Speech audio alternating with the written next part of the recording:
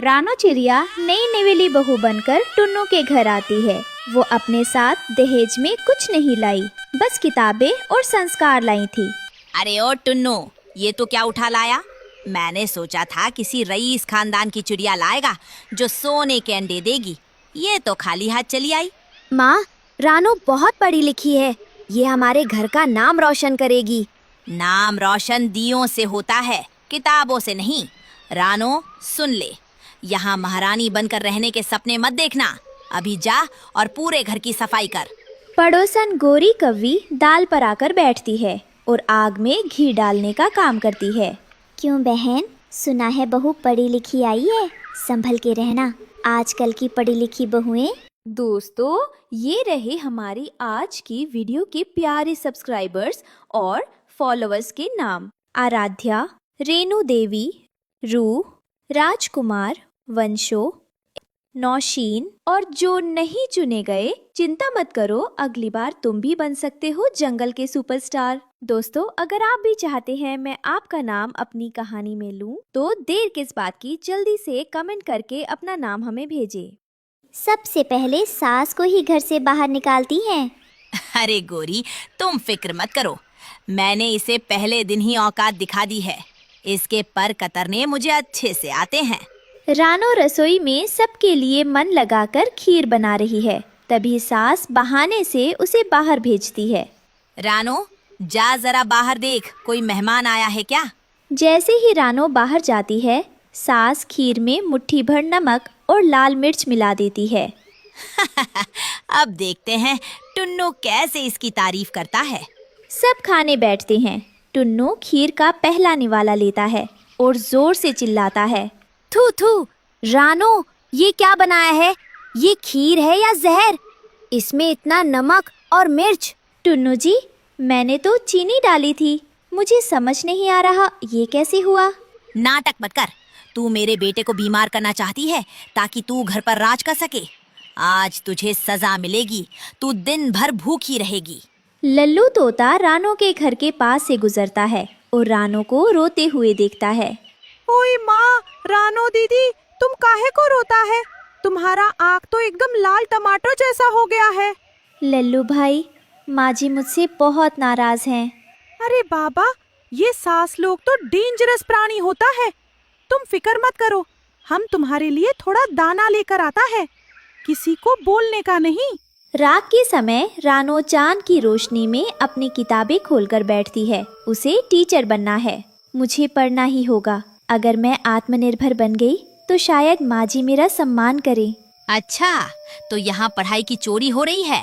कल सुबह से तुझे जंगल के दूसरे कोने से भारी लकड़ियाँ ढोकर लानी होंगी, तब देखते हैं कैसे पढ़ती है। रानो सुबह सुबह भारी लकड़ियाँ अपनी पीठ पर लाद कर ला रही थी। उसकी सांस फूल रही थी और वो पसीने से तरबतर थी। तभी वहाँ से लल्लू तोता गुजरता है। अरे रानो बहन, ये तुम क्या कर रही हो? इतनी भारी लकड़ियाँ?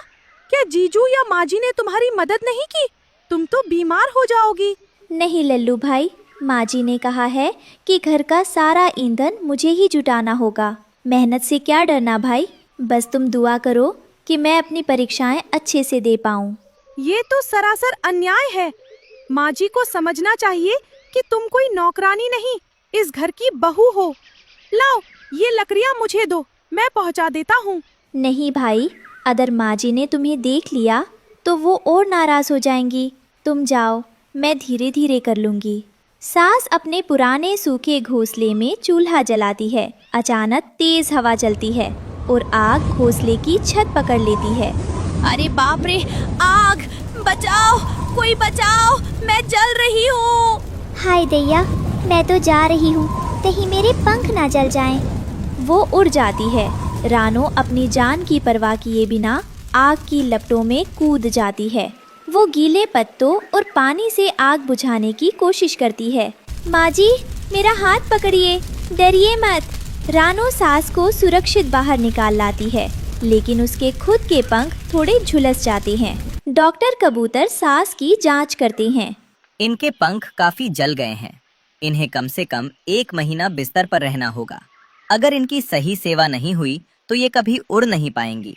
रानो दिन रात सास की पट्टी बदलती है, उन्हें समय पर कड़वी दवाई पिलाती है और अपने हिस्से का अच्छा खाना उन्हें खिलाती है।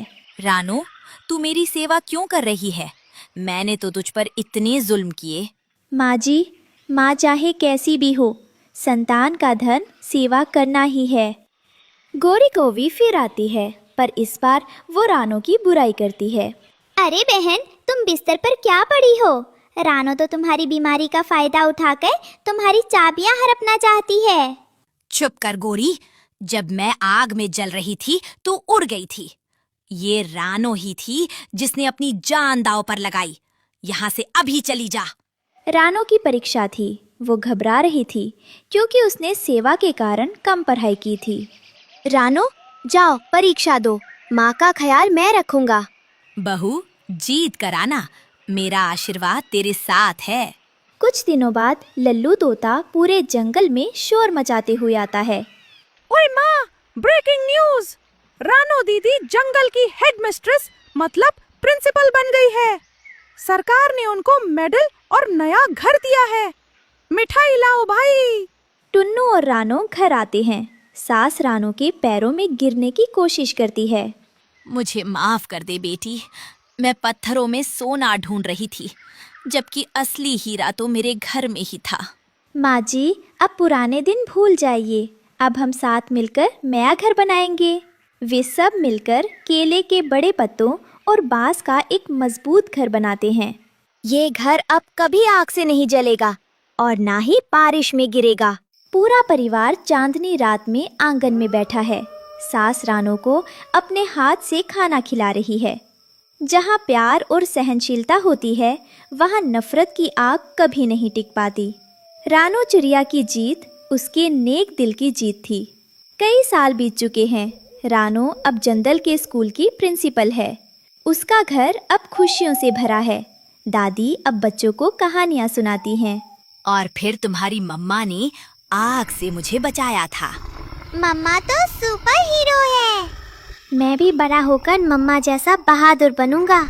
चलो बच्चों, जल्दी तैयार हो जाओ, स्कूल के लिए देर हो रही है। अचानक लल्लू तोता हाँफते हुए रानो के आंगन में उतरता है। ओए माँ, रानो दीदी, भारी अनर्थ हो गया। जंगल की सीमा पर डाकू चीलों ने हमला कर दिया है। क्या? भूला चील की हिम्मत कैसे हुई हमारे इलाके में आने की? वो लोग सबका दाना और फल लूट रहा है। वो इधर ही आ रहा है। आसमान में अंधेरा छा जाता है। भूला चील और माही चील अपने साथियों के साथ रानो के घर के ऊपर मंडराने लगते हैं। सुना है इस घर की मालकिन बहुत बड़ी अफसर है। निकालो सारा कीमती सामान और अनाज, वरना ये घर फिर से राख बन जाएगा। और इन नन्हे बच्चों को हम अपने साथ ले जाएंगे, पहाड़ी पर काम करवाने के लिए। रानो अपने बच्चों को अपने पंखों के पीछे छिपा लेती है। दादी हाथ में डंडा लेकर रानो के साथ खड़ी हो जाती हैं। भूला चील, तुम चोरी कर सकते हो, पर हमारी हिम्मत नहीं छीन सकते। ये शरीफ पक्षियों का इलाका है, जहाँ तुम्हारी गुंडागर्दी नहीं चलेगी। एक छोटी सी चिड़िया मुझे रास्ता दिखाएगी, पकड़ो इसे। जब चील नीचे झपटते हैं, गुड़िया और कुकू चुपके से घर के पीछे रखे लाल मिर्च के पाउडर के पैकेट उठा लाते हैं। वही मिर्च जो कभी रानो के अपमान के लिए इस्तेमाल हुई थी। कुकू, जब मैं इशारा करूं तब फेंकना। ठीक है दीदी, आज इन चीलों को नानी याद दिला देंगे। जैसे ही भूला चील रानो को पकड़ने के लिए नीचे आता है, गुड़िया और कुकू जोर से मिर्च का पाउडर उसकी आंखों की तरफ फेंकते हैं। मेरी आंखें! मुझे कुछ दिखाई नहीं दे रहा। ये क्या बदतमीजी है, बचाओ!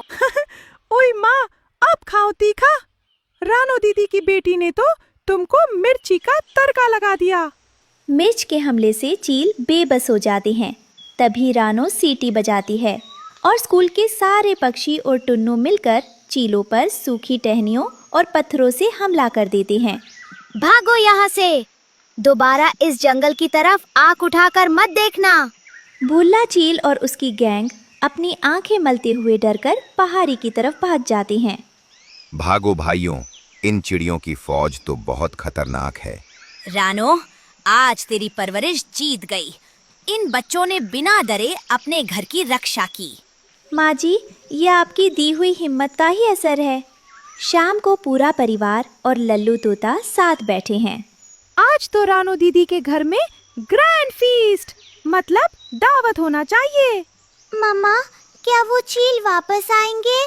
अगर हम ऐसे ही एक रहेंगे तो कोई भी डाकू हमारा कुछ नहीं बिगाड़ सकता। रानो चिड़िया का परिवार अब न केवल साथ था, बल्कि पूरे जंगल के लिए सुरक्षा की मिसाल बन चुका था।